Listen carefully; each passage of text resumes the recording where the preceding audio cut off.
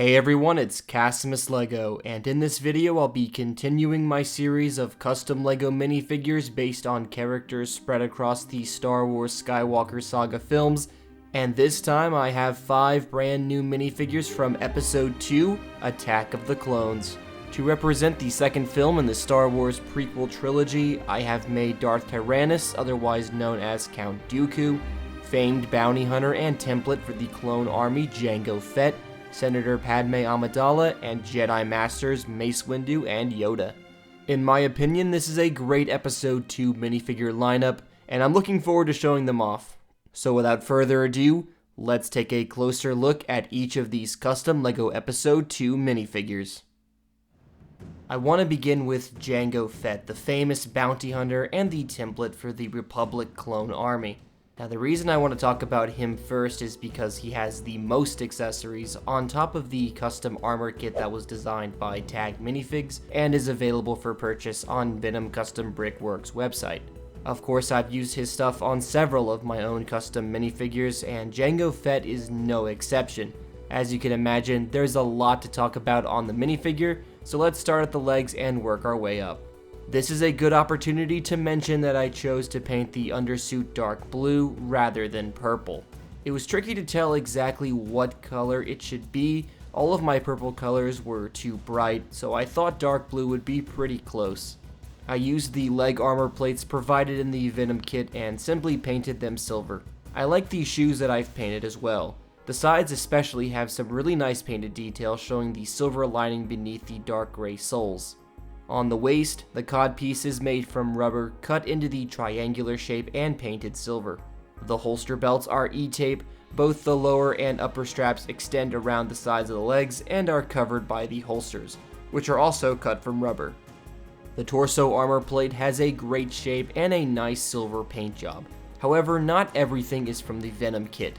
The torso pouches, for example, were done by myself. There are 6 pouches, each made from rubber and E-tape, and are individually glued onto the torso. Taking a look at the back reveals what the back armor plate looks like. Don't worry, I have made the jetpacks for Jango, but I'll show them off when talking about the accessories. For now, you can see the additional torso details toward the bottom. I've glued on some base brown fabric and attached overlapping layers of E-tape painted brown to match that specific belt detail. The shoulder plates are also very nice, if not just a little large. I painted the padding around the plates as well, which I think is a nice detail. Both the gauntlets were glued onto the arms, each one designed to have the appropriate gadgets, the missile launcher on the right and the flamethrower on the left. They feature minimal painted detail, but I like how I used my black thread to represent the flamethrower hose. And then Jango is just topped off with some black Lego hands. The helmet was the first thing I worked on for the minifigure, and I spent several hours painting the Venom kit piece, making sure I was getting all of the details to be as best as I could possibly get them. In particular, I spent a lot of time painting the shapes of the dark blue curves, and of course ensuring that the black lines along the top of the helmet were straight was also a challenge. But the result, I think, was a success. The back of the helmet has more detail with more black outlining. Finally, the targeting rangefinder is pretty fragile, but I painted it dark blue and the conduit in silver. When I got the armor kit, this detail would actually rotate to the visor, but it's so finicky that now I'm pretty sure it would snap off if I attempted to move it. So I'm just gonna leave it in place. Okay, with the armor plates out of the way, let's look at Jango Fett's accessories. First are the iconic Westar 34 dual pistols. These are Brightarm's accessories, and they already look so perfect, so I basically did nothing to these except painting the black dot to represent the nozzles.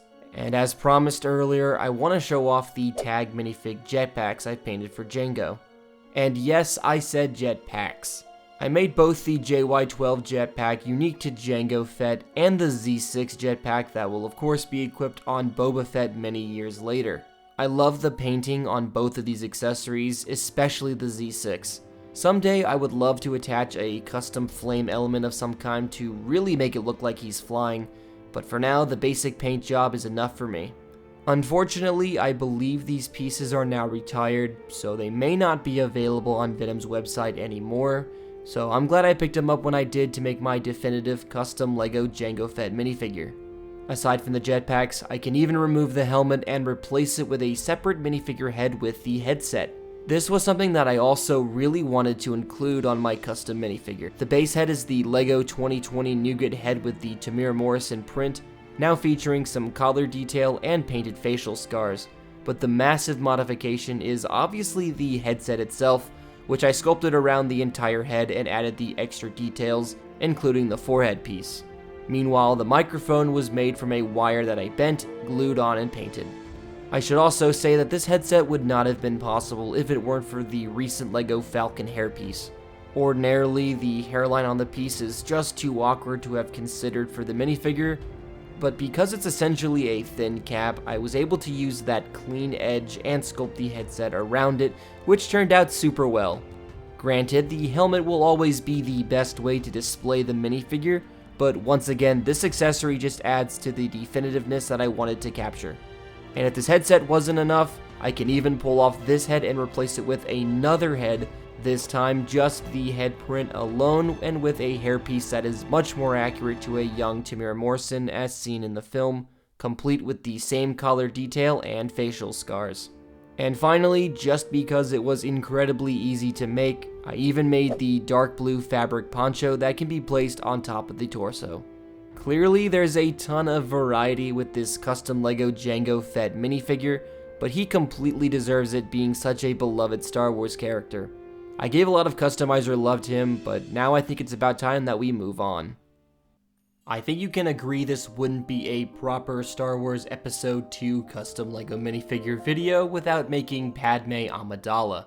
Out of all of the Radiant costumes worn by Natalie Portman in the film, I've gone for the obvious choice of making her in the white battle outfit. I used base white LEGO minifigure parts for the jumpsuit, which was definitely the right call because she came out really smooth even with the thick paint on the torso.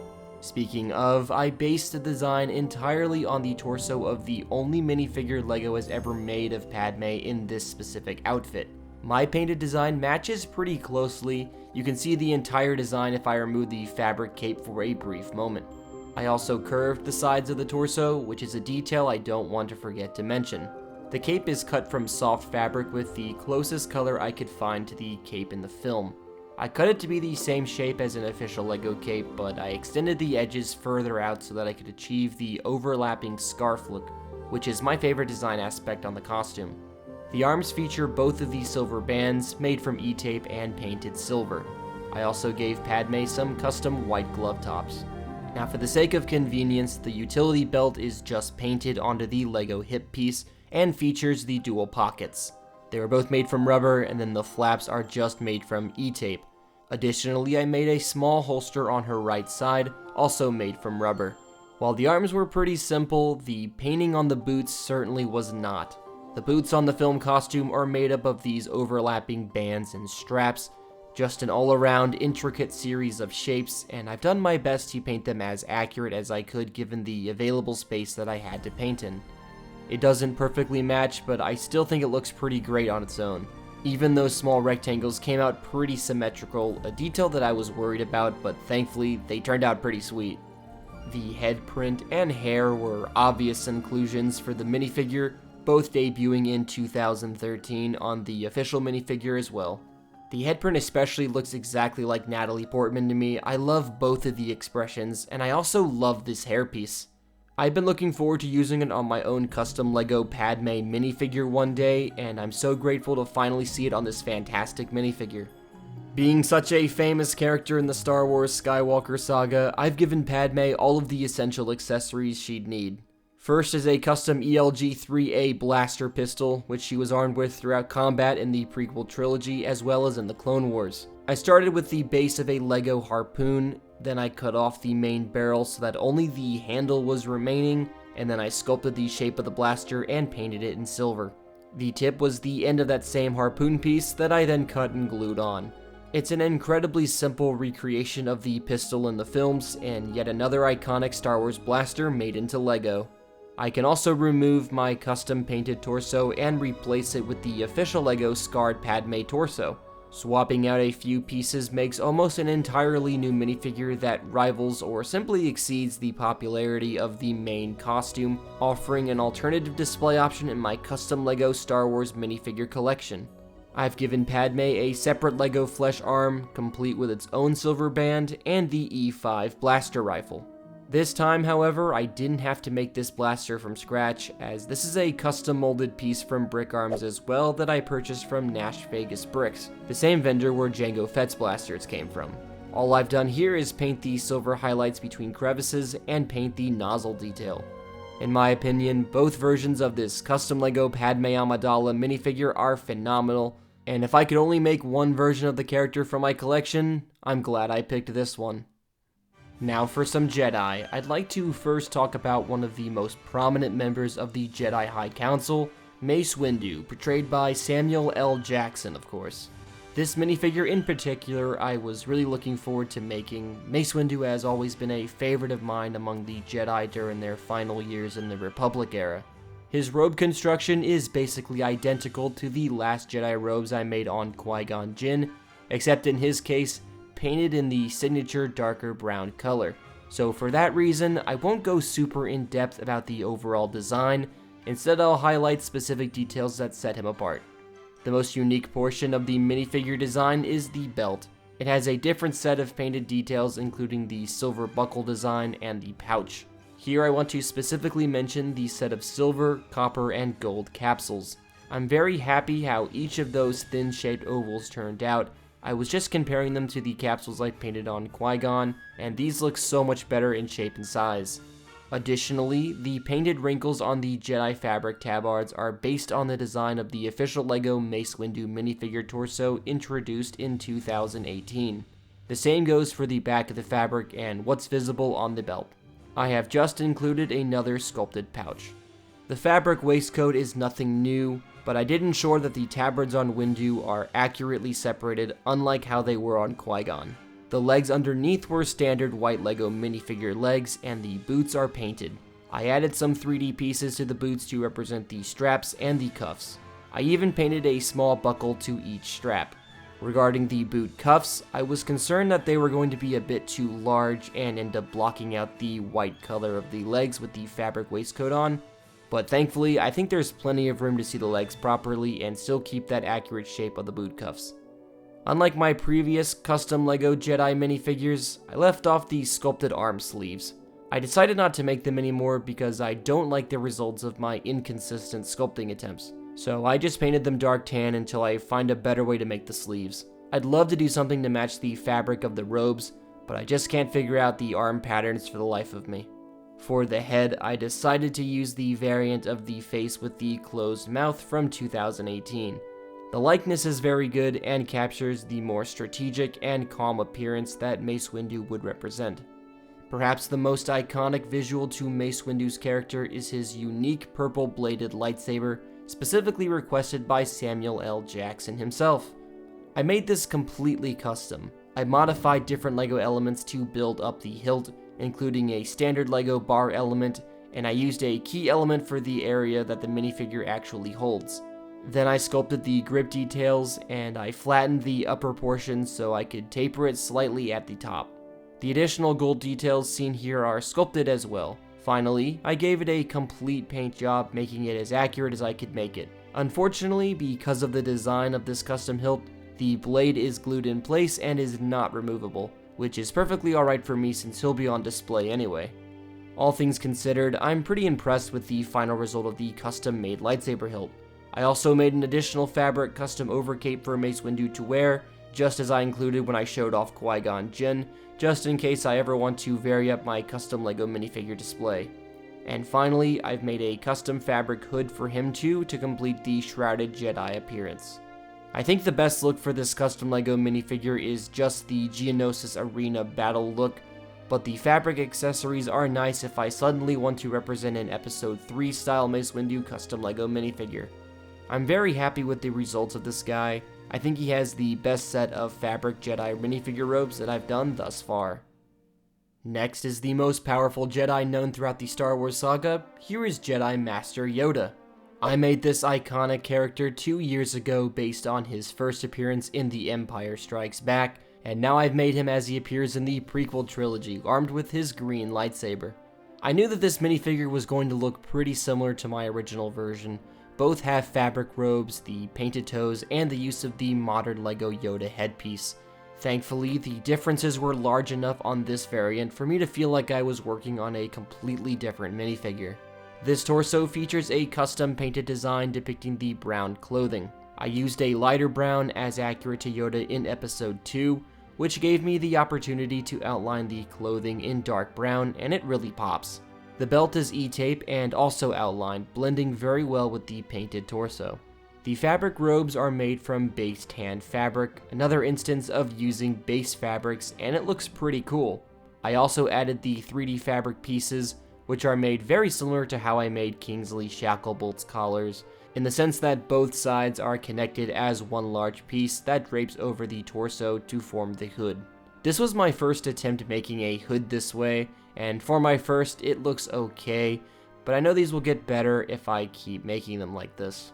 Similar to Mace Windu, I also left off the sculpted sleeves and just painted them light tan. Thankfully, the color matches the look of the fabric very nicely. The head is thankfully just the official modern LEGO Yoda head mold, which I'm sure we can all agree looks pretty great.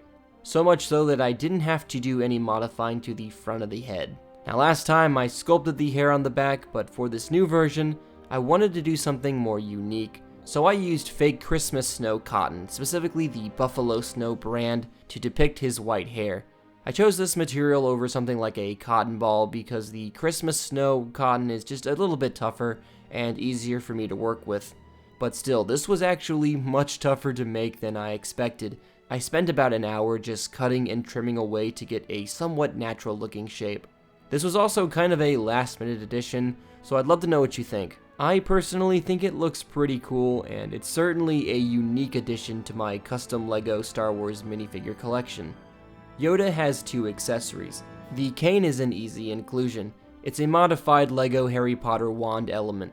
And of course, this wouldn't be a prequel edition of Yoda if he didn't have his green lightsaber. I made this completely custom as well. The construction was very similar to making Mace Windu's lightsaber. I also modified a standard LEGO bar element and a key element, and then I sculpted the grip details and the ignition switch. Although this blade is also just glued in place. I think it turned out pretty accurate, even though I believe it's a little too tall for Yoda.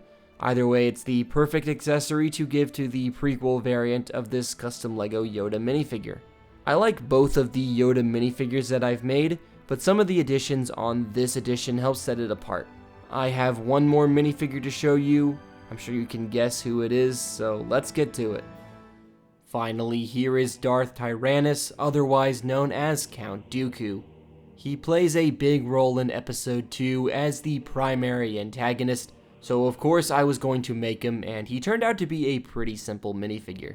He just has a few painted details on the torso and belt, some boots, a fabric waistcoat, and then a fabric cape, which, speaking of, was definitely the most complex part of the minifigure. At first I was pretty content with just giving him a basic fabric overcape, but I thought I could come up with a new pattern in order to achieve the over-the-shoulder drape style as seen in the film. So here's what I came up with, obviously made from my brown fabric. It looks pretty accurate from the front. The folds are a bit sharp though, especially on the right side of the minifigure, so it isn't exactly my favorite cape that I've made, but it certainly does the job. Plus, this style of cape gave me a lot more room to glue on that chain, so it really does complete the look. Anyway, the chain is just a small chain that I got at Joann's craft stores. Underneath the cape is a custom painted torso with probably the simplest design that I've painted all year. It's just a set of 2 dark gray lines that I based off of the official LEGO minifigure torso. The belt is made from E-tape, painted brown with some added 3D pieces to depict the raised silver belt details on the costume. The arms and legs are very simple. The arms are standard black LEGO arms, while the black boots and the brown leggings were painted. Dooku also has a custom black fabric waist piece. It isn't removable, but the overlap does match with the painted line on the torso, and the fabric edge is picked out in the same dark gray color. For the head, I was obviously going to use the official LEGO 2013 head print. Not only does it have a great likeness to the great late Sir Christopher Lee, but it also is the most recent print LEGO has produced, even 11 years later. Fun fact though, it's the same headpiece LEGO used on the Saruman the White minifigures, and you may recall that I used it myself when I made that figure a few years ago. And then the hairpiece is a standard LEGO Widow's Peak hairpiece in white. Count Dooku is armed with his iconic curved lightsaber. Thankfully, I didn't have to make this shape from scratch like the other lightsabers in this video. This is a custom hilt designed by Bacon King and is available on Venom's website. It features a custom paint job, which I'm pretty pleased with, especially the grip area where I've approximated the design seen on the front of the hilt. Unfortunately though, the space to insert the LEGO blade was a bit smaller on my hilt, so I also had to glue this one in place too. Hopefully the piece itself isn't misshapen on the website, and it was just mine that's misprinted. Either way, the final result still looks pretty nice. So yeah, that was it for Count Dooku and everything for these custom LEGO Star Wars Episode 2 minifigures. Thanks so much for checking these out with me today, and now we can go ahead and conclude this review. Alright, that'll be it. Thank you very much for checking out these custom LEGO Star Wars Episode 2 minifigures. If you have any questions, thoughts, or critiques, feel free to send them my way by writing a comment down below and I'll get back to you. Also, if you're interested, be sure to follow my social media platforms where I post updates, behind-the-scenes looks at future projects, and individual photos of all of my recent minifigures. Links to my social media and the links to anyone mentioned in this video are down below. As always, thanks again for watching, and I'll see you all next time. Goodbye.